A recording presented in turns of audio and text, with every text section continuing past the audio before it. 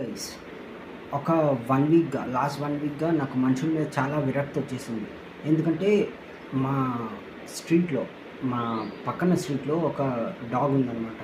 అది చాలా ముసలిదయిపోయింది. దాని లోయర్ జా విరిగిపోయింది. అది అన్నం తినట్లేదు, నీళ్లు తాగట్లేదు. ఏం చేయలేకపోతుంది పాపం బక్కగా అయిపోయింది. ఎముకలన్నీ బయటకి వచ్చేసి స్కెలిటన్ కనిపిస్తుందనమాట.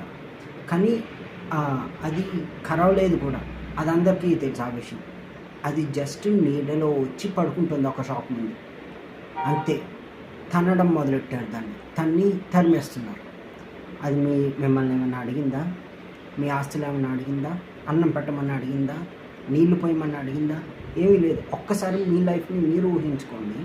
ఒక లా డాగ్ లైఫ్ ఎలా ఉంటుందో ఒకసారి మీరే ఊహించుకోండి. అది మాట్లాడలేదు. ఆకలేస్తున్నా చెప్పలేదు. దాహం వేస్తున్నా ఎవరు నీళ్ళు ఇవ్వరు. ఏం చేయాలి? పక్క వీధిలోకి వెళ్తే పక్క వీధిలో కుక్కలు కరుస్తాయి.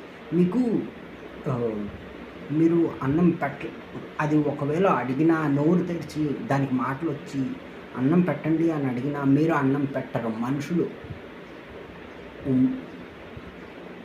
నాకు మిమ్మల్ని తిట్టడానికి మాటలు రావట్లేదు. ఎందుకు మనుషులుగా పుట్టి మానవత్వం లేకపోతే ఎందుకు?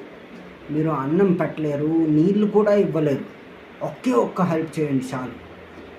మీ దగ్గరలో ఉన్న ఒక షెల్టర్కి కాల్ చేసి ఇలా డాగ్ పరిస్థితి ఇలా ఉంది, వచ్చి తీసుకెళ్ళిపోండి. ఎందుకంటే ఫ్యూచర్లో మీకే ప్రాబ్లం అది. ఎందుకంటే ఒకవేళ ఆ డాగ్ చనిపోతే మళ్ళీ మీరు ఆ కంపు భరించలేరు కదా.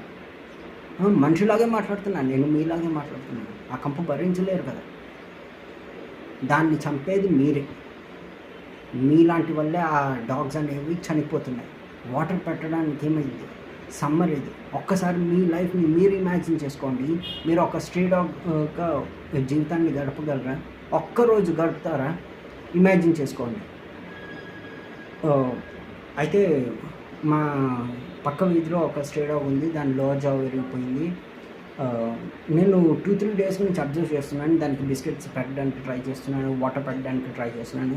కానీ అది ఇప్పటివరకు ఎదురు చూసిన ట్రామా వల్ల నా దగ్గరికి రావడానికి భయపడుతుంది. నేనేం చేశాను, షెల్టర్కి కాల్ చేశాను.